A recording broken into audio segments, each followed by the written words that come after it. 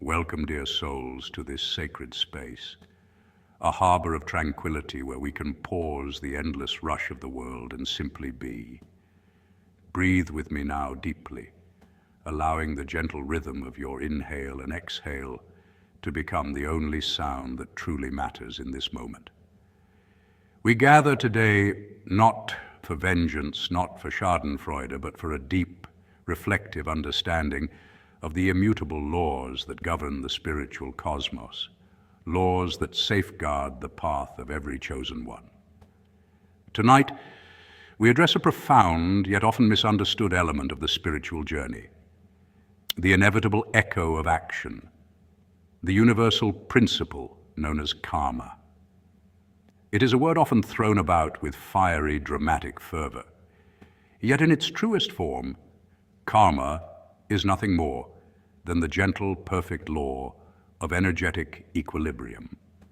It is the cosmic scale that patiently waits for balance to be restored. It operates with a precision far exceeding any human judicial system, functioning not as punishment but as the flawless mechanism of consequence, ensuring that every vibration sent forth eventually returns, bringing with it the exact resonance of its initial emission. This process is slow, often imperceptible to the unawakened eye, but it is absolute, forming the bedrock of spiritual reality. As a chosen one, a soul who is elected to walk a path of deep spiritual attunement and heightened awareness, you have been given a unique vantage point. You possess an inner compass, a sensitive spiritual seismograph that registers the subtle tremors of imbalance long before they manifest in the physical world. This sensitivity is often a painful blessing, a high-frequency antenna that picks up the static and the toxicity generated by those around you, particularly those whose intentions are misaligned with universal love. When others move against the flow of universal truth, when they harbor malice, when they act in conscious misalignment with love and integrity, seeking to obstruct your light or destiny, you feel the dissonance, the immediate psychic pressure of their lowered state. You intuitively know that a debt is being accrued, a ledger is being written in the ethereal script of cause and effect, where every thought, word, and deed is recorded not by some external scribe, but by the very fabric of existence itself. This knowledge brings a quiet certainty, a detachment from the need to actively fight, because you comprehend the inevitable return. You see the warnings they dismiss, the subtle energetic indicators that signal an impending collapse of their self-constructed reality. These warnings are never dramatic pronouncements from the sky.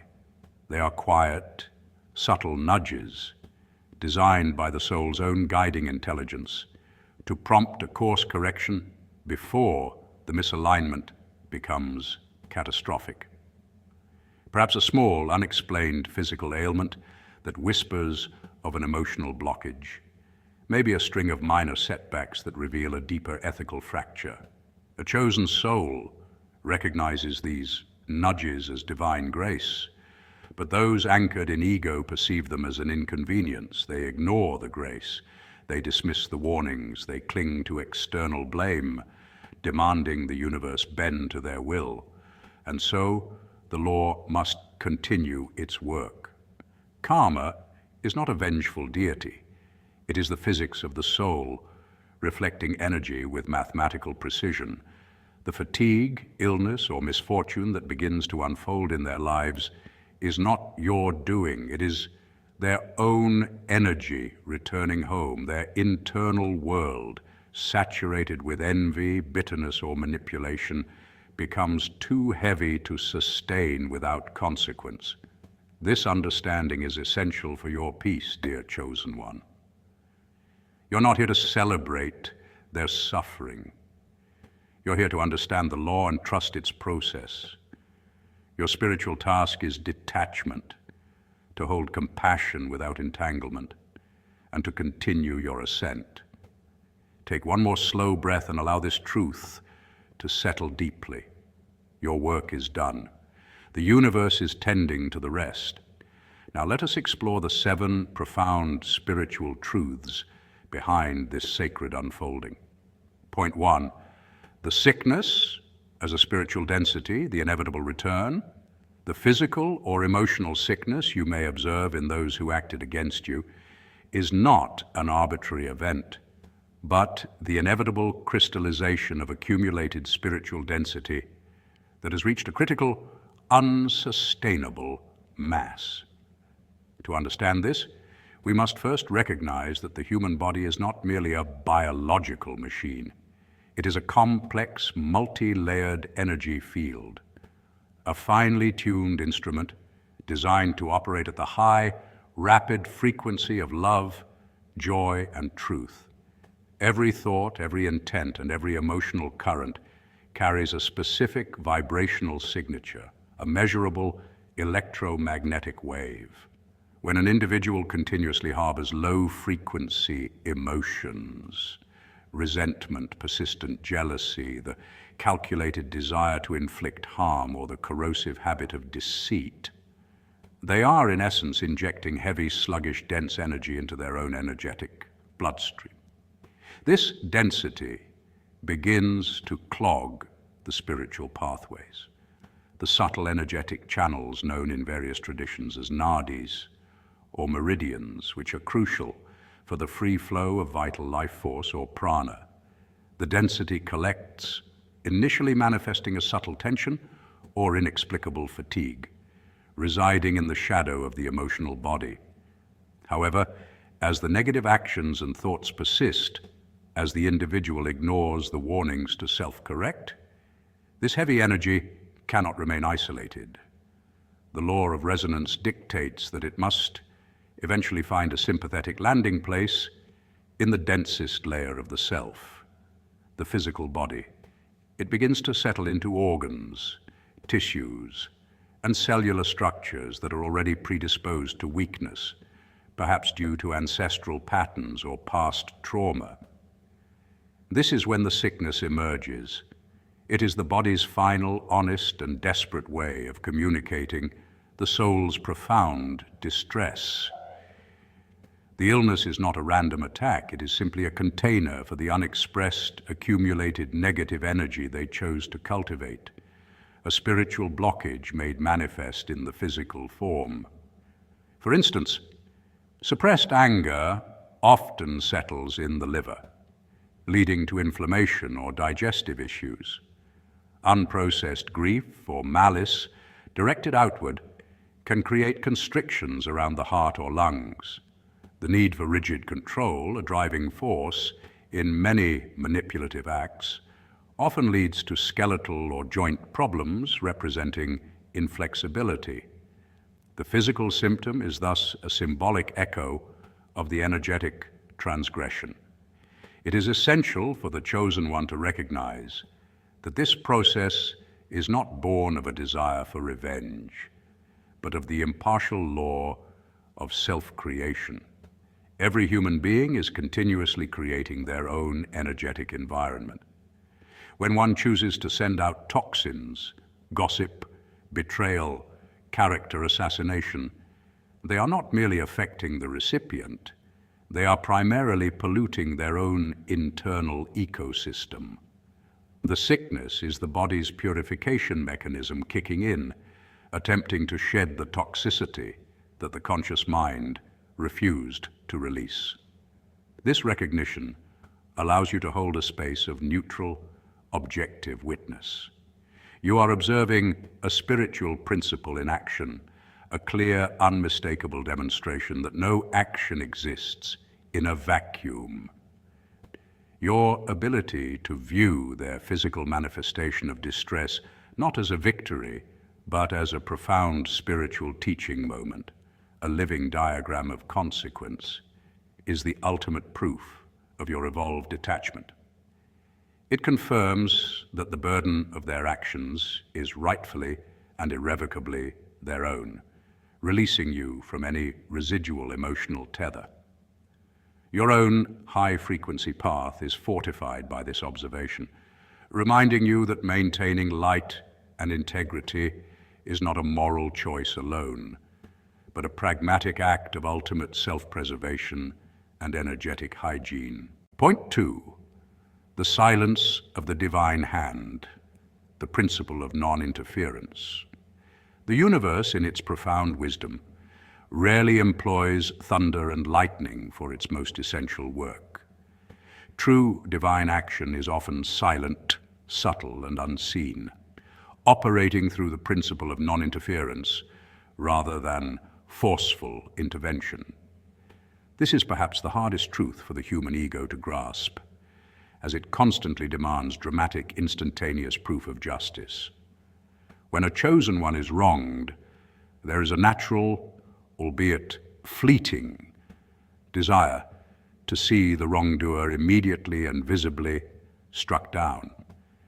Yet the great workings of karma do not require fanfare or dramatic external intervention because they are executed from the inside out. They function through subtle shifts in opportunity, through internal psychological pressure, and through the slow, undeniable dismantling of structures built upon falsehood. The divine hand acts primarily by withdrawing its support from misalignment. Imagine a spiritual scaffolding. When an individual operates in harmony, the universe lends its energy, the ease of flow, serendipitous meetings, open doors, to support their endeavors. When they choose the path of malice, deceit, or obstruction, they are in effect actively pushing against the flow of the universal current. The universe does not need to retaliate, it simply needs to stop assisting. This non-interference is what begins to manifest as persistent professional failures, the crumbling of relationships, or the feeling of inexplicable internal emptiness. These are not acts of God's wrath. They are the natural consequence of having severed one's connection to the source of life-giving flow through one's own negative actions. Furthermore, the divine law meticulously honors free will. It allows others the absolute right to choose their toxic actions, to speak their destructive words, and to persist in their blindness. This is the ultimate spiritual autonomy. However, the law is equally and unswervingly bound to ensure the vibrational return. This means that the universe simply lets the individual live with the full, unfiltered impact of their choices. There is no external entity monitoring and judging. The mechanism of consequence is built into the very fabric of reality itself. Their downfall is not a result of your prayer for revenge, but a direct result of their own actions. The silence surrounding this process is the sign of its immense power and inevitability. The lack of visible, immediate, or aggressive revenge against your former adversary is, paradoxically, the most profound sign of a truly powerful, self-sustaining process at work. The slower the perceived justice, the deeper the roots of the karmic debt, and the more comprehensive the ultimate settlement will be. The quiet nature of the divine hand teaches the chosen one patience and trust. It eradicates the need for personal vigilante justice, allowing you to step back completely, knowing that the spiritual accounting is far more perfect, far more thorough, and ultimately far more educational for the soul of the aggressor than any intervention you could possibly conceive. Your role is simply to maintain your alignment and observe the physics of the spirit, unfolding in its quiet, undeniable perfection. Point 3. Your protection as a high-frequency field, the shield of detachment. The concept of spiritual protection is often mistakenly viewed as a defensive wall, a magical cloak, or an external barrier against attacks. For the chosen one, the truth is far more subtle, profound, and self-sustaining. Your strongest defense was never a spell, an external shield, or a counterattack, but your unwavering commitment to maintaining a high vibration frequency, which is fundamentally achieved through absolute detachment. You are protected, not from negativity, but by the difference in frequency. Think of your spiritual state as a radio channel. Negative, envious, or malicious energy operates on a very low, slow frequency. Channel static and noise. When you, as a chosen one, maintain the high, rapid frequency of love, peace, trust, and non-judgment, you become energetically inaccessible to the lower vibration. There is no point of connection, no sympathetic resonance for the attack to latch onto. This is the shield of detachment. The malicious intent sent your way cannot penetrate your field. It simply bounces off, unable to integrate, and must, by the law of energy, return to its source, the sender. This is the key principle. What you resist persists. What you detach from dissolves. When you refuse to drop your frequency to meet theirs in conflict, by refusing to harbor hatred, by refusing to engage in gossip, by consciously letting go of the need to control the outcome or seek revenge, you render their aggression powerless. You deny them the crucial emotional fuel they needed to sustain their toxic projection. The moment you wish them harm, the moment you allow bitterness to take root, you are effectively lowering your spiritual shield, creating a vibrational bridge that allows their dense negative energy to cross over and settle into your own field. This is why non-reaction is the highest form of spiritual warfare. It maintains the energetic distance, forcing the toxic energy to remain trapped in its originating field. Detachment here is not indifference. It is the surgical removal of emotional investment in the outcome of their actions. It is the deep realization that their bitterness belongs to their journey. Their sickness belongs to their karma. And their consequence is their sacred lesson. By refusing to be drawn into the drama, and by maintaining your internal state of unconditional peace, you ensure that the entire karmic return of their negativity is directed solely back to them. Your peace acts as a perfect, impenetrable shield, confirming that the spiritual battle is won not through aggression, but through internal maintenance. The purity of your intent, your desire for peace and truth, becomes the most potent form of protection, proving that the light you hold is its own safeguard against the darkness they project. Point 4, karma as the great teacher, the lesson ignored. The suffering that eventually befalls those who have acted out of malice is fundamentally a lesson, not a sentence. And it underscores the profound patience and educational purpose of the karmic law. The universe is infinitely benevolent in its desire for all souls to return to alignment, and the process of karma is its ultimate pedagogical tool. The warnings, those small, gentle, increasingly insistent nudges detailed earlier, were the initial graceful opportunities for them to look inward, recognize their flaw, and correct their course with minimal discomfort. These warnings often appear as subtle spiritual discontent, minor health issues, or social friction, all designed to prompt self-reflection. Why is this happening? What am I doing wrong? By ignoring these quiet whispers, by consistently choosing the path of ego, blame, and malice, they have demonstrated an unwillingness to learn in the classroom of grace. They forced the lesson to become louder, more concrete, and ultimately more painful. The spiritual law, therefore, must escalate the teaching method. The sickness, the loss of reputation, the financial failure, the internal turmoil, these are not random punishments. They become the only language their entrenched, defensive ego can no longer tune out. They are the final, undeniable physical realities that strip away the intellectual rationalizations and external blame, forcing the soul to confront the truth of its own creation.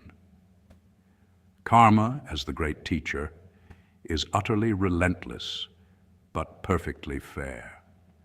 It will repeat the lesson in different forms, through different people, different illnesses, or different failures, until the soul finally grasps the underlying spiritual principle it violated.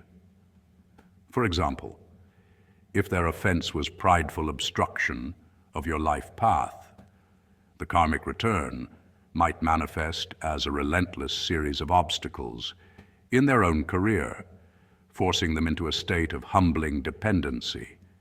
If their sin was gossip and character assassination, the return might be a loss of their own voice through physical ailment, or a public exposure of their own secrets. The consequence is always tailored precisely to the lesson required. The chosen one's understanding of this process is crucial. It allows you to observe their hardship with a deep, quiet sadness, recognizing it as a necessary but painful step in their soul's evolution.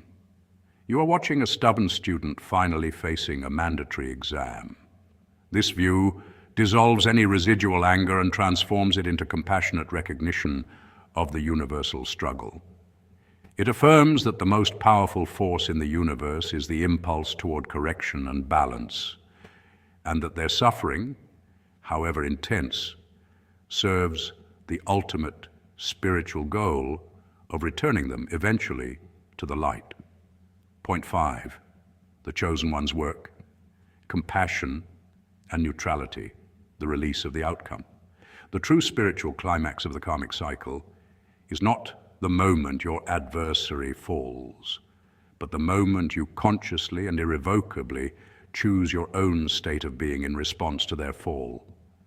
This is the point where destiny pauses, watches, and waits for your internal verdict, not on them, but on yourself. Your sacred duty in this moment is to cultivate neutral compassion, a profound and advanced state of spiritual mastery that only a few souls ever truly reach. Neutral compassion is not the same as pity, which often carries an unspoken layer of superiority. It is not forgiveness in the traditional sense, which can imply that you are somehow absorbing or excusing their wrongdoing. Neutral compassion is the sovereign recognition that the one who harmed you is not a monster, but a fellow soul undergoing the painful consequences of their own separation from truth. They are not being punished in a vindictive sense. They are simply experiencing the echo of their own energy returning to them. And because that energy is their own creation, it is not yours to carry, soothe, fix, or even observe for entertainment. This realization is liberation. It frees you from the subtle emotional bondage that tries to keep you tethered to their journey. Yet this practice requires a level of inner discipline most people never cultivate. It demands the surgical removal of emotional investment, your desire to see justice play out with your eyes, your temptation to check how karma is unfolding, and your urge to monitor their downfall like a spectator at a tragic play. You must gently and firmly release the desire to influence their fate, to accelerate their suffering, or to ensure that their consequence is fair.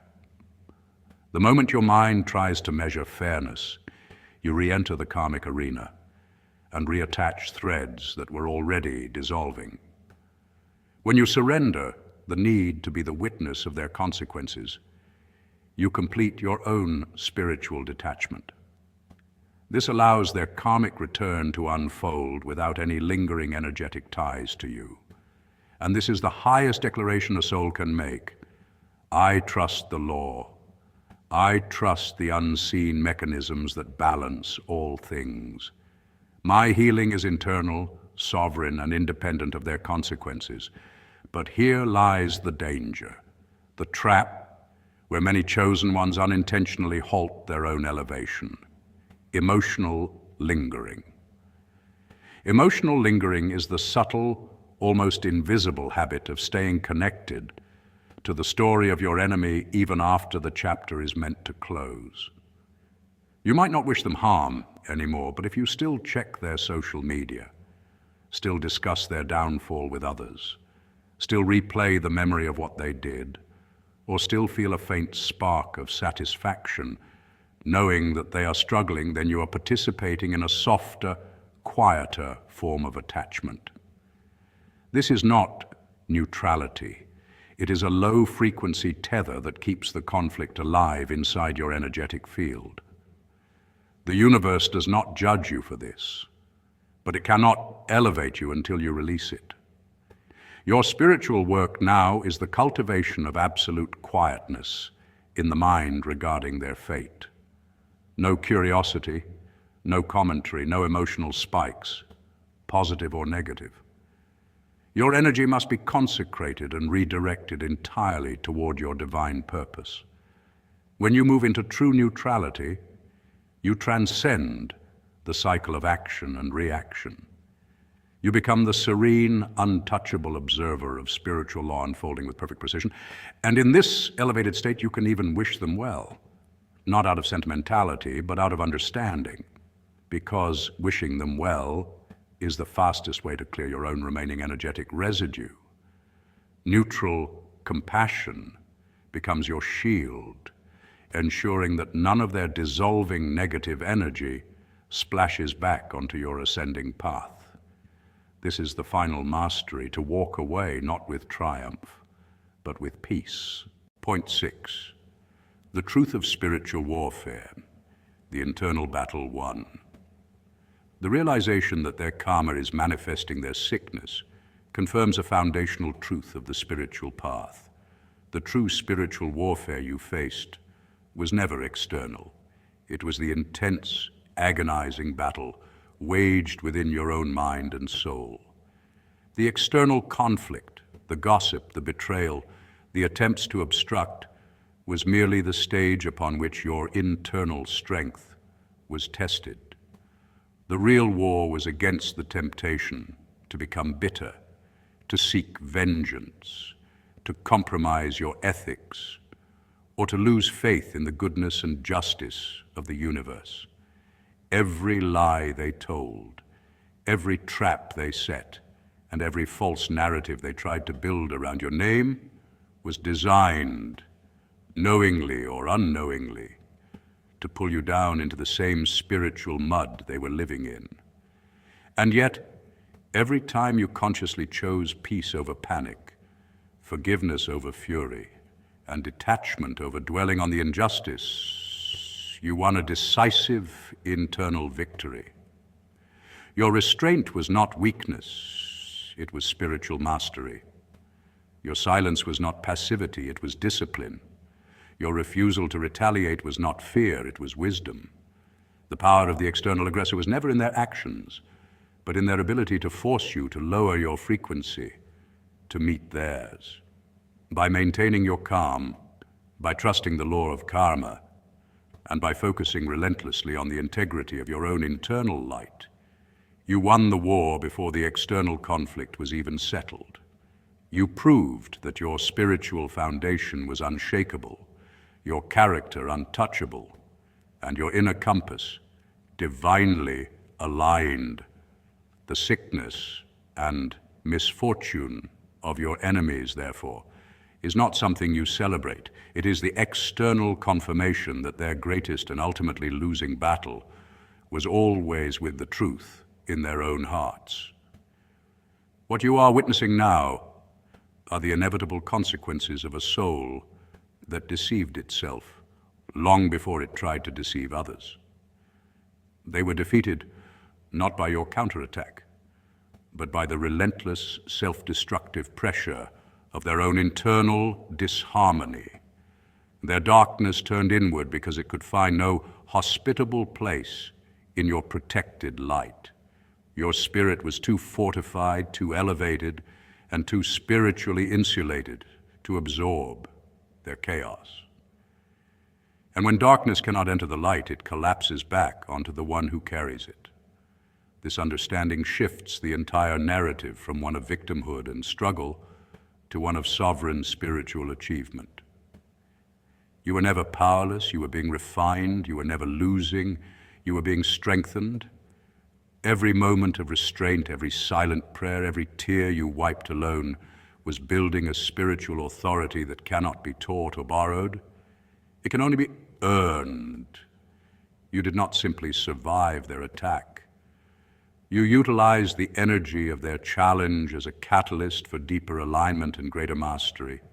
You turned adversity into elevation. You turned pain into perception.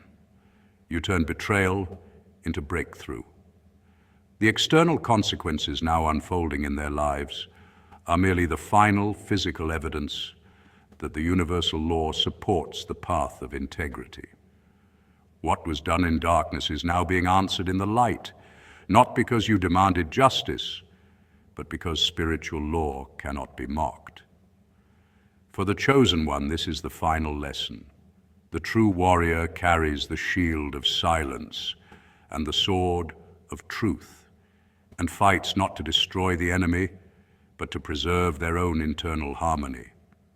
Your victory is not loud, but it is absolute. It is not boastful, but it is complete. This is the victory that endures, the peace that cannot be taken, and the strength that is self-generated. Point 7. Moving forward in sovereignty, the path undisturbed. The cycle of consequence has begun for your former adversaries. The necessary equilibrium is being restored, and the spiritual law is fulfilling its duty.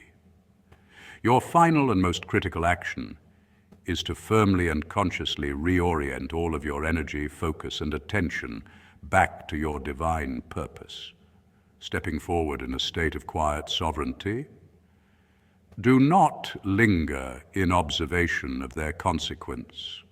The law of equilibrium is tending to the balance with meticulous perfection. Your supervision is neither required nor beneficial.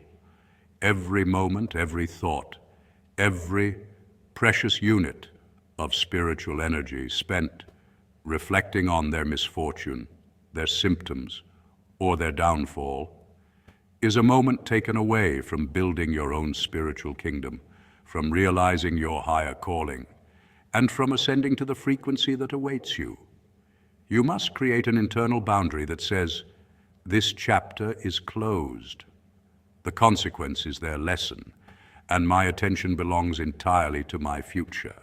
Sovereignty means operating from the recognition that your peace, your joy, and your abundance are entirely independent of their presence, their absence, or their fate. You are moving forward not because they failed, but because you are divinely guided and aligned. The path ahead is now clearer, not because the obstacles were aggressively removed by your hand, but because their own negative frequency dissolved their ability to sustain proximity to your rapidly accelerating light.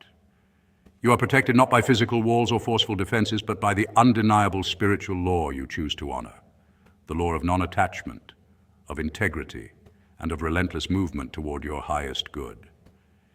This movement in sovereignty involves several active steps. The cleansing of residual energy. Perform a final, ritualistic release of any residual anger, hurt, or pity associated with the conflict, perhaps through a meditative practice or a written surrender. The rededication of focus. Consciously dedicate the energy that was once consumed by conflict toward a specific goal, your mission, your joy, your health. The unwavering gaze. Keep your gaze fixed firmly on the horizon of your own potential, refusing to look back at the dust settling behind you.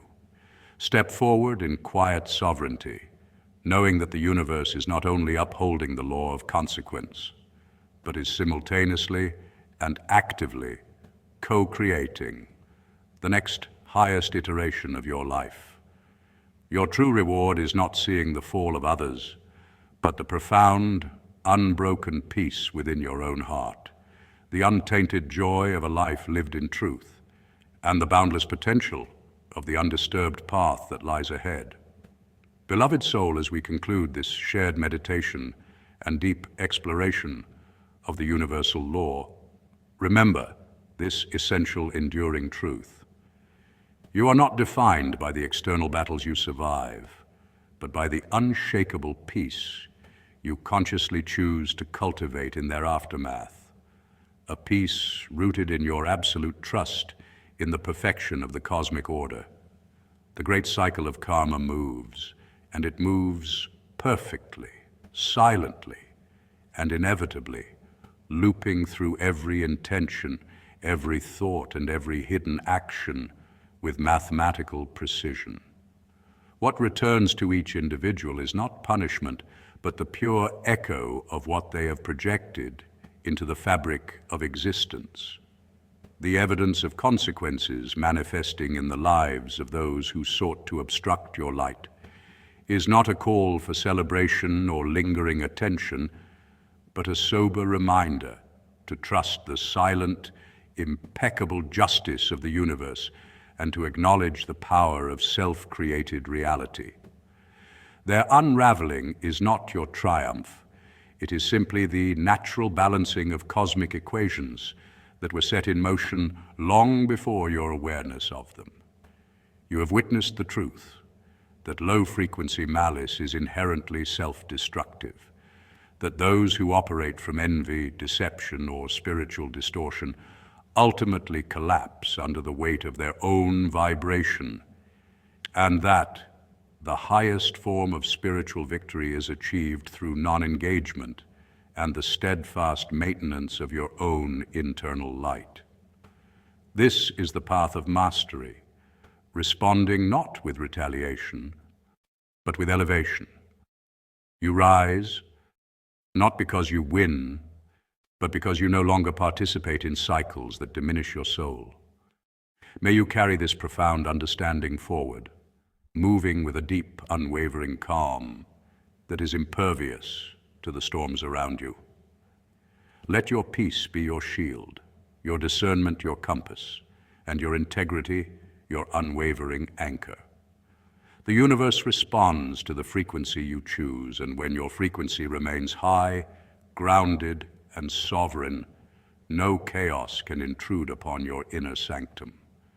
Be blessed, be shielded by your own high vibration, and remain steadfast in your integrity and love, knowing that your path is protected by the very laws of creation itself.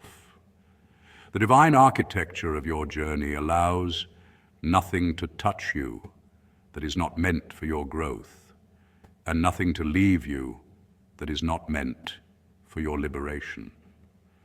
Your true reward is not seeing the fall of others, but the profound, unbroken peace within your own heart, confirming your alignment, your evolution, and your status as a soul walking in quiet sovereignty. Go forth, grounded, sovereign, and deeply loved, continuing your ascent without pause or glance backward, for your journey demands your full, brilliant presence. Walk gently, walk wisely, and trust the invisible hands that guide your steps, for you are held, protected, and purposefully directed into a future shaped by your highest frequency and your unshakable inner truth.